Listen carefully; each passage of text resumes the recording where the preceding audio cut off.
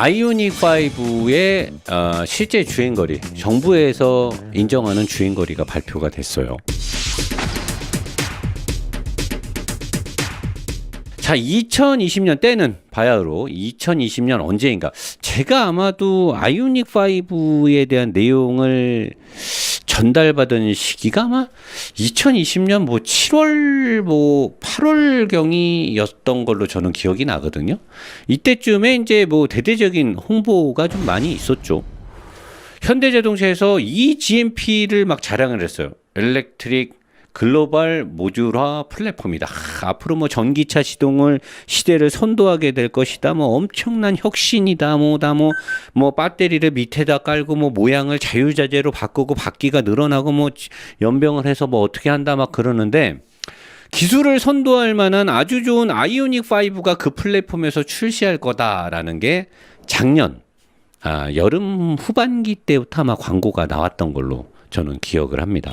신형 플랫폼, 전기차 전용, 주행거리 500km, 4WD의 속도의 뭐 V2L의 막 이거는 작년에 올해 초까지 선전이 나왔던 내용들이에요.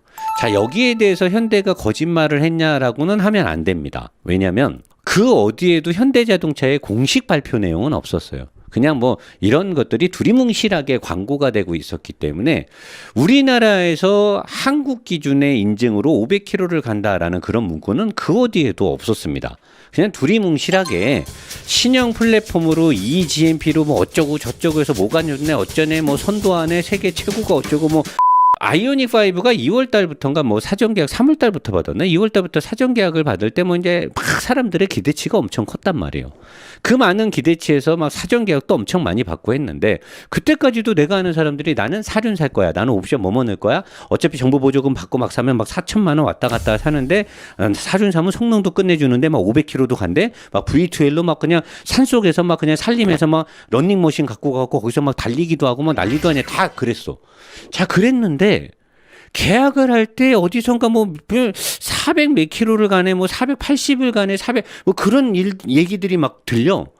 야, 이거 뭐냐? 근데 뭐 500km에서 뭐 조금 덜 가는 건 그럴 수 있지 않느냐, 뭐 이런 식으로 또 사람들이 말이 막 바뀌었는데, 갑자기 노 사장이 3월 말쯤에 유럽에서 아이오닉 5가 판매되는 정식 플랫폼을 제가 영어로 딱 도구로 된 걸 딱 뽑아갖고 보니까 유럽에서의 인증 정보가 확인이 됐는데, 유럽에서의 인증 정보에서 470km, 450km. 그러면 유럽의 인증 정보는 우리나라보다 한 15%, 20%가 더 나오니까, 왜냐면 주행 환경이 달라서. 그럼 이거 우리나라에 오면 400km 왔다리 갔다리밖에 안 나오는 거 아니야? 이제 여기서부터 말이 많이 나온 거지. 노 사장이 처음으로 그거를 3월 말쯤에 깐 거야.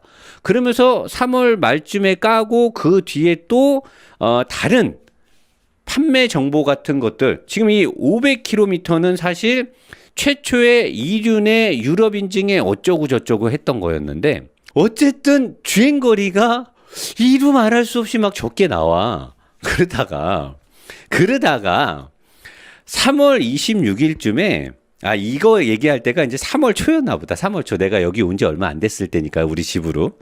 3월 26일쯤에 언론을 통해서 429km가 공개가 돼요. 이때부터 이제 말이 많이 나온 거야. 500km 어디 갔냐? 500km 어디 갔냐? 430이 어쩌고 저쩌고 막 이렇게 나오면서, 현대 내부 자료에서는 뭐 410에서 430으로 기재가 돼 있다 어쩌다 막 이렇게 나와. 그럼 이제 사람들이 이 500km는 도대체 어디 간 거냐? 이 500km. 근데 이게 이제 현대자동차가 거짓말을 한 건 아니에요. 왜냐면 이거는 이제 외국의 인증 기준으로 갈 수 있는 거리니까 뭐 그럴 수 있지 않느냐 막 이렇게 어쩌고 저쩌고 따지니까, 내가 이제 이런 내용을 얘기를 하면서 3월 말에 실질적으로 옵션 넣고 뭐 하고 이륜에 딱 때리면은 무게 증가에 옵션품들이 전기를 잡아먹기 때문에, 그렇게 되면 실제로 아이오닉 5 이륜 모델이 롱레인지일 경우에 갈 수 있는 거리는 400km를 가까스로 넘을 것이다. 403, 406 뭐 이렇게 얘기를 했어 내가. 그 사람들이 또 막 뭐라고 했지 나한테. 네가 뭔데 이렇게 나왔는데 정부에서 이렇게 환경부에서. 근데 내가 그때 이거를 왜 의심했어. 환경부에서 어쩌고 저쩌고 언론을 통해서 뭐 한다고 했을 때 무슨 이상한 문구들이 달려있었죠. 뭐 영업비밀이 어쩌고 저쩌고 뭐가 어쩌고 저쩌고. 그래서 내가 그때 의심을 했잖아. 그래서 내가 나중에 아이오닉5에 진짜 확인된 우리나라 환경부에서 정확하게 공지할 수 있는 영업비밀로 숨기지 말고 정확하게 공지할 수 있는 주행거리가 나오면 내가 그날 한 방송을 성지순례 와달라 그랬어요. 노 사장이 말한 게 과연 틀렸을까? 노 사장의 말이 과연 옳토당토 않는 것인지 성지순례로 와서 내가 만약에 너무나 말도 안 되는 짓을 했으면 나를 혼내라. 근데 내가 만약에 예측한 게 맞으면 내가 말한 거를 인정해 줘라. 그랬더니 오늘 나온 걸 보니까 405km로 최종적인 인증이 난 거야. 100km 가까이 날아갔죠? 처음에 거기다가 이때는 사륜이야. 아니 이거는 현대에서 얘기한 건 아닙니다. 근데 모든 사람들이 아이오닉5는 대부분 사륜을 살려고 준비하고 있었단 말이에요. 코나 EV보다도 못 가요. 사람들은 말합니다. 노 사장님 억지 좀 그만 부리세요. 코나 EV는 차가 훨씬 작아요. 바퀴도 작고요. 의자도 더 작습니다. 차도 작고요. 무게도 좀 다를 겁니다. 그래. 알아요. 누가 몰라요. 근데 코나 EV가 작으니까 아이오닉5는 더 크니까 코나 EV보다 살짝 못 가는 걸 갖고 까면 안 됩니다. 아니지. 얘는 전기차 전용 플랫폼 이 GMP를 쏟다며. 배터리 매니지먼트 시스템도 다 뭐 개선되고 뭐 세계를 리드하고 뭐 도요타를 이제 뭐 추월할 거니 뭐 도요타 기술을 앞서네. 막 그렇게 사람들한테 자랑했잖아. 그럼 지금 코나랑 비교하는 게 오히려 핸디를 얘가 갖고 가야 되는 상황이에요. 코나한테는 어드밴테이지를 줘야 되는 상황이야. 왜? 이 GMP 전용 플랫폼을 쓰고 있으니까. 얘는 내연기관 플랫폼을 쓰잖아. 얘가 효율성이 훨씬 좋은데 근데 주행거리는 코나 EV보다 못 가. 자, 거기다가 지금까지의 광고 이런 것들로 인해서 35,000대의 사전 계약이 이루어졌단 말이야.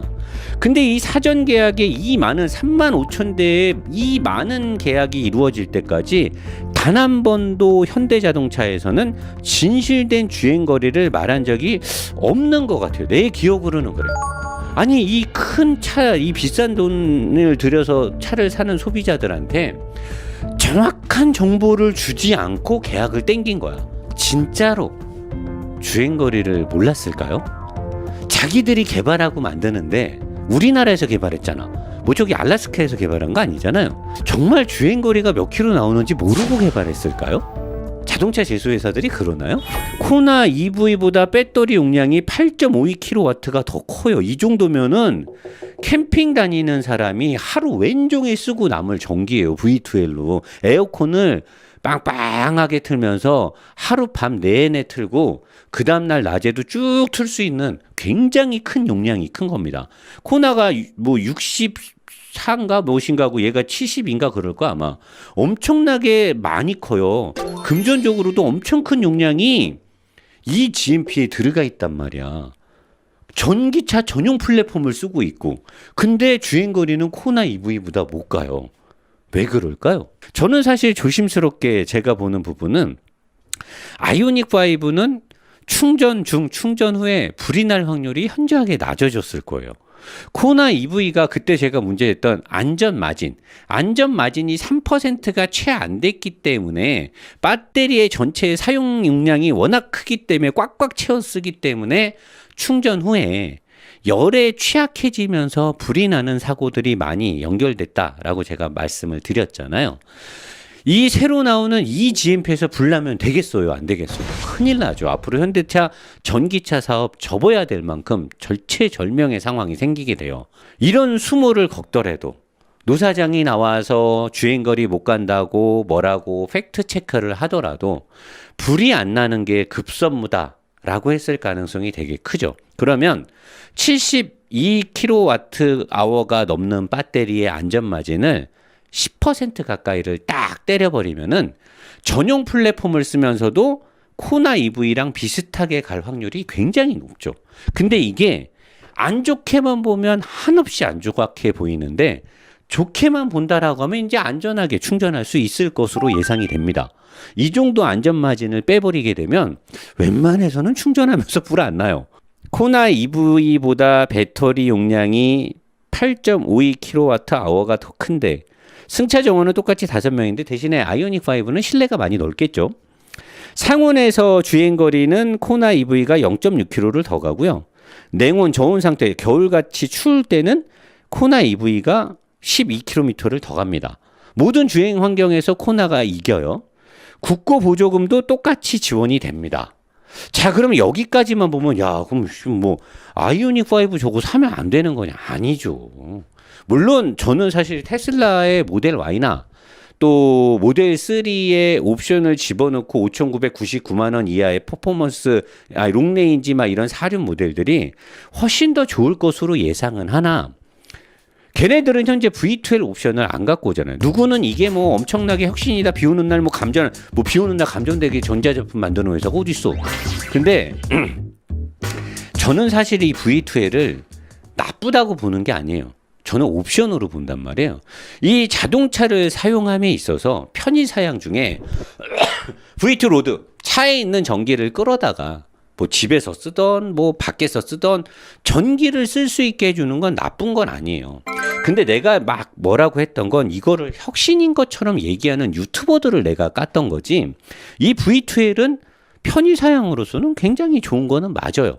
그래서 제가 봤어. 그랬더니 현대자동차에서 사람들이 이거는 어떻게 귀신같이 맞췄는지 노보스 인더스트리에서 글 쓰는 그 김상당 씨 그분도 그랬는데 70%까지 뭐 이런 말이 예전부터 나왔었어요. 이 배터리의 전체를 다 쓸 수는 없다.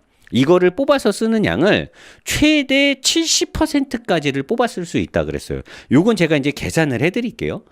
70%까지 뽑아 쓴다라고 하면 얘 배터리가 70인가 뭐 74kW라고 하면 거기서 안전 마진을 빼고 그 다음에 뭐 한 65 정도 되는 거에서 70%라고 하면 한 40kW 이상을 전기로 쓸 수 있다는 거예요. 외부에 나가서 전기로 써요. 근데 거기서 뭐 오늘 또 어떤 뭐 유튜버도 보니까 집에 정전이 났을 때 차를 갖고 와서 집에 냉장고도 돌릴 수 있고 다 할 수 있다. 맞아요. 다 맞는데 어떤 사람이 댓글을 달았어. 저희 집이 25층입니다. 40kWh의 용량이면 차를 잘 모르는 사람들은 저 정도의 전력이면 어느 정도를 쓸 수 있냐라고 하는데 보통의 경우요. 7kWh 정도의 인산철 배터리면 리튬이온보다는 조금 더 안정적으로 쓸 수 있는데 7kWh 정도의 배터리를 가지고 있으면 캠핑장에 놀러 가서 아주 더운 날이든 아주 추운 날이든 1박 2일을 여유롭게 전기를 쓸 수 있습니다. 에어컨을 신나게 틀어도 되고요. 그 다음에 히터는 아주 신나게는 못 틀지만 따뜻하게 잘 수 있을 만큼 틀 수 있고요. 밤새 내내. 그리고 아침에도 낮에도. 그리고 전자레인지든 뭐 인덕션이든 다 쓸 수 있어요. 7kW면 아껴서 전기를 쓰면 2박 3일도 충분히 전자제품들을 다 쓸 수 있어요. 아껴서 썼을 때. 자, 40kW면은 거의 제가 봤을 때는 아껴 쓰고 보면 한 5, 6일 정도, 일주일 정도를 캠핑을 할 수 있다라는 거예요. 이건 되게 좋겠죠. 근데 문제는 뭐냐? 야, 그러면은 노사장 말 들어보니까 저거 사가지고 캠핑장에서 내가 휴가를 일주일을 딱 보내버릴 수가 있겠구나. 대박이다. 40kW 가까이 되는 전기를 캠핑에 쓰게 되면 갈 수 있는 거리가 겨울에는 왕복 106km니까 50km 거리를 가야 돼요. 50km 안에서 끝내야 되는 거예요. 그러니까 내가 여기서 이제 우리 집이 지금 다산이잖아요. 다산신도시니까 아마 일산이나 아니면은 의왕에 가서 오지산강 캠핑해야 돼. 그 이상은 못 가요. 왜? 돌아와야 되잖아. 아이오닉 5가 작년에 암암리에 광고가 됐던 부분에서 가면서 계속 기대치와 실제 인증 정보들이 내려가면서 많은 신뢰도가 하락이 된 거 아니냐. 거기다가 EV6가 나오고 우리나라 국고보조금 지원되는 건 차량 대수가 한정돼 있는데 지금 테슬라 모델 Y, 모델 3에서 국고보조금이 계속 받아가면서 출고가 되고 EV6와 아이오닉 5가 동시에 출고가 된다라고 하면 국고보조금을 못 받게 됐을 때 과연 사람들이 그 차를 내 돈을 다 내고 살 것이냐? 안 사겠죠? 그러면 과연 목표 대수인 35,000대가 출고될 확률이 몇 프로나 되겠느냐? 저는 여기서 10,000대만 나가도 성공한 게 아닐까. 왜냐하면 EV6랑 동시 계약자도 많겠죠. 둘 중에 빨리 나오는 거 사겠다고 하는 동시 계약자들도 많으니까. 그래서 이런 내용들을 봤을 때 과연 지금 현대자동차의 전기차 부문의 판매와 그들의 영업 활동이 성공적으로 볼 수 있겠느냐. 이런 내용은 아마 주식하는 분들은 굉장히 솔깃하실 거예요. 과연 지금 현기자동차의 전기차 시장 점유율이나 전기차 시장에서의 행보가 과연 그렇게 꽃길을 걷고 있는 건가 상당히 걱정이 되죠.